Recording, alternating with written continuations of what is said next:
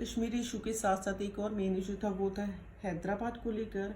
Because Hyderabad is the largest states and जो हैदराबाद है वो ओल्ड हैदराबाद था, वो कई पार्ट्स में अब डिवाइड हो चुका है। कहीं महाराष्ट्र में उसका पार्ट है, कर्नाटक एंड आंध्र प्रदेश, इन सभी में जो हैदराबाद है वो डिवाइड हो चुके हैं। उस समय जो हैदराबाद पर जो वहाँ के रूलर थे, वहाँ पर रूल करते थे, उनको निज़ाम कहा जाता था। एंड निज़ाम जो थे वो बहुत ही रिचेस्ट, वर्ल्ड के रिचेस्ट पर्सन थे, रिचेस्ट मैन थे। एंड ज्योग्राफिकली जो था वो हैदराबाद इंडिया का पार्ट ही था। एंड उसको इसीलिए जो हमारी गवर्नमेंट थी वो उसको इंडियन यूनियन में ऐड करना चाहती थी। तो देन बट जो निज़ाम थे वो क्या चाहते कि ये हमारी इंडिपेंडेंट स्टेट हो। एंड उन्होंने हैदराबाद का जो रेडियो था वहाँ पर उन्होंने 1948 अप्रैल 1948 में डिक्लेयर कर दिया कि अगर इंडिया अटैक करता है हैदराबाद पर, तो हैदराबाद के जो थाउजेंड्स ऑफ पठान्स हैं या मुस्लिम्स हैं, वो क्या है, इंडिया के लिए थ्रेट बन जाएंगे, खतरा बन सकते हैं। तो देन हैदराबाद के जो पीपल्स थे, वहाँ पर रहने वाले मुस्लिम्स थे, उनको क्या है, राजकार्स कहा जाता था। राजकार्स, RAIZAKARS, राजकार्स कहा जाता था। तो वहाँ के जो पीपल्स थे वो क्या चाहते थे, या निज़ाम चाहते थे कि हैदराबाद की जो इंडिपेंडेंट स्टेट हो, मुस्लिम की अलग से इंडिपेंडेंट स्टेट हो, क्योंकि वो पाकिस्तान की हेल्प लेना चाहते थे कि पाकिस्तान की हेल्प से हैदराबाद पर्सनल इंडिपेंडेंट स्टेट बने। और उनके इस मूवमेंट को चलाने वाले कौन थे, उनके जो लीडर थे निज़ाम, और नेम था उनके लीडर का कासिम रजवी, वो उनके लीडर थे। एंड बट जो इंडियन गवर्नमेंट ने उनके साथ नेगोशिएशन करने की कोशिश की, सरदार पटेल ने वहाँ के निज़ाम के साथ या कासिम रजवी के साथ नेगोशिएशन करने की कोशिश की, बट उन्होंने इंडियन गवर्नमेंट के साथ बिल्कुल भी टॉलरेट नहीं किया। एंड उनका जो इसी समय सेम टाइम पर जो मूवमेंट हुई वहाँ पर हैदराबाद में, वहाँ के जो लोकल पीपल थे, उन्होंने क्या था, निज़ाम के अगेंस्ट एक मूवमेंट स्टार्ट कर दी।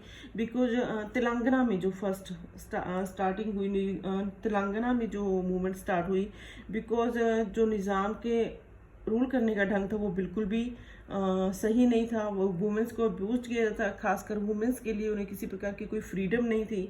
तो देन पीपल्स ने उसके अगेंस्ट एक उसका प्रोटेस्ट करना स्टार्ट कर दिया। बट जो निज़ाम थे, उन्होंने जो उनकी पर्सनल एक पैरा मिलिट्री फोर्स तैयार कर रखी थी, जिसे कि राजकार्स कहा जाता था वहाँ के पीपल्स को, उनके द्वारा एक पैरा मिलिट्री फोर्स जो उन्होंने बना रखी थी, उन्होंने इस प्रोटेस्ट को, पीपल्स के प्रोटेस्ट को दबाने की कोशिश की, जिसमें कि बहुत सारे लोग मारे गए, लूटपाट शुरू हो गई।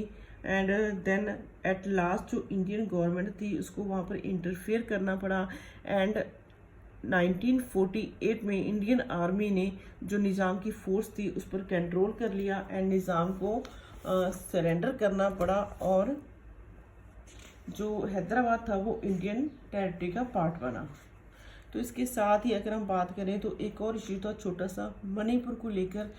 मणिपुर जो कि एक छोटी सी स्टेट है, वहाँ पर जो वहाँ के जो महाराजा थे उनका नेम था बोध चंद्र सिंह।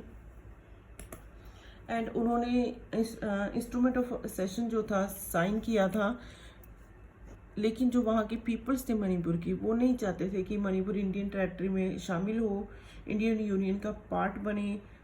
वो महाराजा के अपोज्ड थे। एंड पीपल्स के प्रेशर होने पर क्या था, वहाँ पर इन जून 1948 में वहाँ पर मणिपुर में इलेक्शन हेल्ड किए गए। एंड जो मणिपुर था वो एक बच्चे फर्स्ट पार्ट था इंडिया का, फर्स्ट स्टेट थी ऐसी इंडिया की जहाँ पर जो इलेक्शंस हुए, और उसका जो बेस क्या था, यूनिवर्सल अडल्ट फ्रेंचाइज के बेस्ड के आधार पर वहाँ पर जो इलेक्शन करवाए गए। एंड वहाँ पर जो कांग्रेस पार्टी थी मणिपुर की, वो चाहती थी कि मणिपुर इंडियन टेरिटरी का पार्ट बने। बट वहाँ पर जो अनदर पॉलिटिकल पार्टीज थी, वो इस बात पर अपोज्ड थी, वो नहीं चाहती थी कि मणिपुर इंडियन टेरिटरी में शामिल हो। एंड वहाँ के जो, क्योंकि वहाँ के जो लोकल पीपल्स थे वे भी नहीं चाहते थे कि मणिपुर को इंडियन यूनियन का पार्ट बनाया जाए। बट जो इंडियन गवर्नमेंट थी, उन्होंने क्या था, महाराजा पर प्रेशर डाला कि आप इंस्ट्रूमेंट ऑफ सेशन साइन करें एंड इंडियन यूनियन में शामिल हों।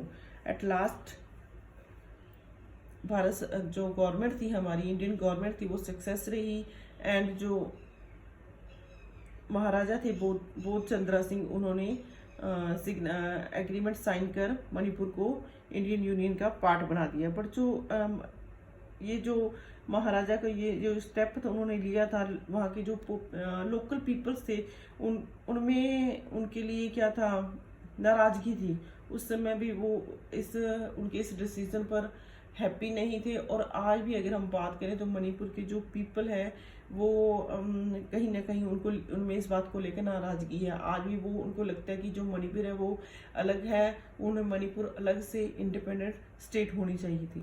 तो ये सभी जो इन छोटे छोटे इश्यूज थे, इन इशू को सॉल्व करने वाले कौन थे? सरदार वल्लभ भाई पटेल। तो वल्लभ भाई पटेल के आपके बुक में एक बॉक्स दे रखा है।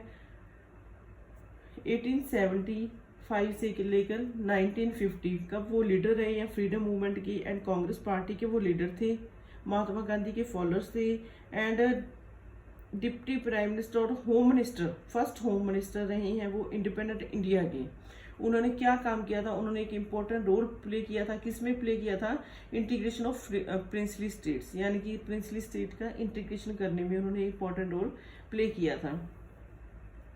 तो इसके बारे में आप ये बॉक्स में दे रखा है पेज नंबर 70 पर आपकी बुक में, तो यहाँ से थोड़ा रीड कर लेना। And pic based question pic दे रखी है आपके पेज नंबर 18 पर, ये नीचे पिक दे रखी है। जैसे कि किंग है वो अपनी चेयर पर बैठे हैं, नीचे क्या सॉरी ये जो दे रखे हैं गरीब लोग हैं, जो भूखमरी से जो लोग मर रहे हैं, आम जो पब्लिक है, वो कह रहे हैं कि this cartoon comments on the relations between the people and the rulers.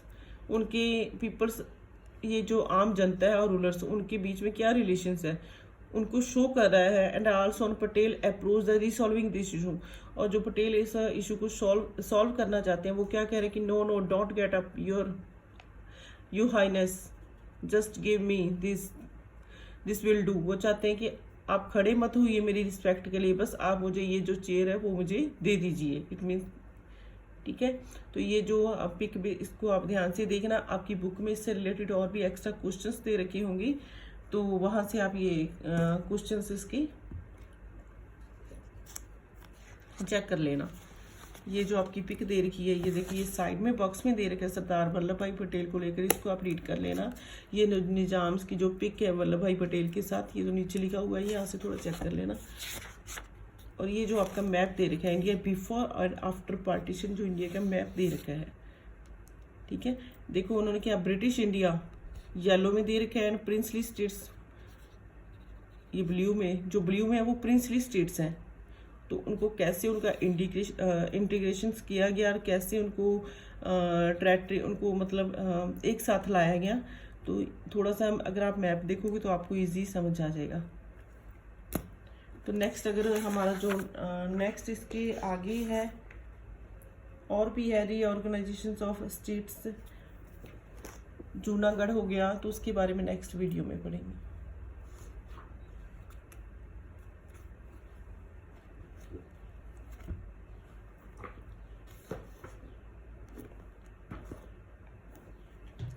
ये शॉर्ट क्वेश्चंस अगर देखने हैं तो निज़ाम कौन थे? हैदराबाद के रूलर थे, वर्ल्ड के मोस्ट रिचेस्ट पर्सन थे वो, एंड वहाँ के जो पीपल्स थे वो उनके अगेंस्ट हो गए थे। इन शॉर्ट्स में राजकाज क्या थे? वो क्या थे? निज़ाम के द्वारा एक पारा मिलिट्री फोर्स तैयार की गई थी जिस, और जो वहाँ पर रहने वाले पीपल्स थे उनको क्या राजकाज कहा जाता था, ठीक है। महाराजा ऑफ मणिपुर, उनका नेम क्या? बोध चंद्रा, उनका नेम था बोध चंद्रा सिंह। उन्होंने भी क्या था? इंस्ट्रूमेंट सेशन साइन किया था। ये याद कर लेना कि 1948 में वहाँ पर इलेक्शंस हुए थे एंड उनका बेस्ड क्या था? यूनिवर्सल अडल्ट फ्रेंचाइज पर डिपेंड थे वहाँ पर जो इलेक्शन, और फर्स्ट पार्ट था इंडिया का जहाँ पर इलेक्शंस होल्ड करवाए गए थे।